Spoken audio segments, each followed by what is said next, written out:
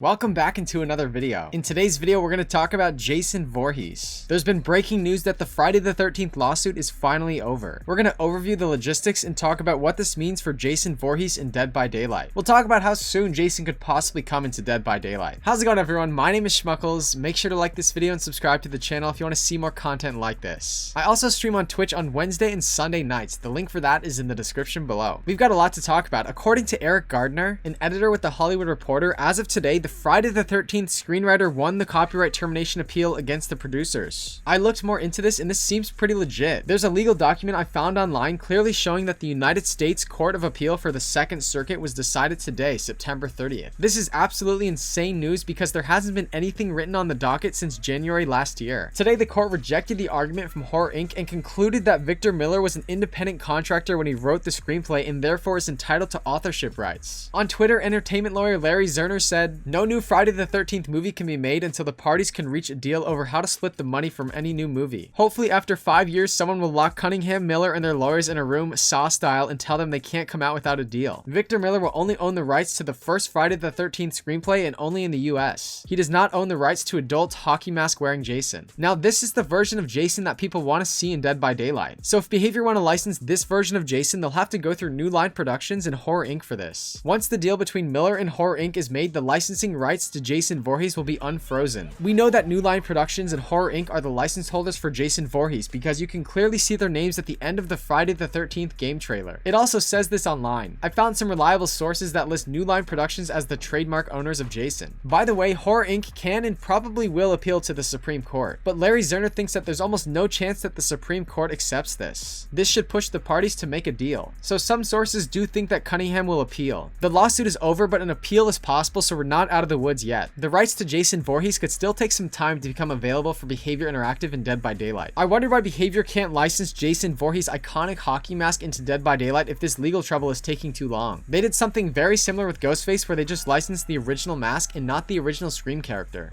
I even found some fan-made Trapper Jason Voorhees style hockey masks. First of all, New Line Productions has definitely trademarked the name Jason Voorhees. But could Behavior bring in the original hockey mask as a skin for the Trapper, say? Does New Line Productions own the rights to that original mask? Jason's iconic hockey mask was originally molded from a Detroit Red Wings goalie mask. It's pretty crazy to see, but the hockey mask was from this NHL team. So how could New Line Productions own the NHL hockey mask? Do the Detroit Red Wings trademark their equipment designs? I asked this question online. How is it possible for New Line Productions and Horror Inc. to trademark Jason Voorhees' hockey mask? Wasn't this design based on the Detroit Red Wings hockey mask? The best answer that I got is if the Red Wings feel that New Line and Horror stole their design, they can sue. We don't know furthermore whether New Line and Horror bought the rights. So I dug a little deeper to find a more clear answer. I read an academic research paper from Mitchell Hamline School of Law about Jason Voorhees. Apparently adult Jason's hockey mask is copyrightable as a component part to the character. For example, Freddy Krueger's glove was copyrightable as a component part of the character, which significantly aids in identifying the character. Comparatively, both Freddy's glove and Jason's mask were featured prominently in the marketing for the dueling characters mashup film Freddy vs. Jason. So even if the Detroit Red Wings owns that hockey mask design, if Behavior obtained the rights through the Red Wings and used that mask on the Trapper, New Line Productions could claim that the hockey mask on the Trapper is violating copyright, because that hockey mask is copyrightable as a component part to Jason Voorhees. The lawsuit with Freddy Krueger was pretty similar. Somebody was selling a toy glove with knives which infringed on New Line's IP rights to Freddy Krueger. So copyrighting a component to a character is what would stop Behavior from bringing in a hockey mask into Dead by Daylight. Make sure to like this video and subscribe to the channel if you want to see more content on this ever-changing situation. Thank you so much for watching this video. I'll see you in the next one.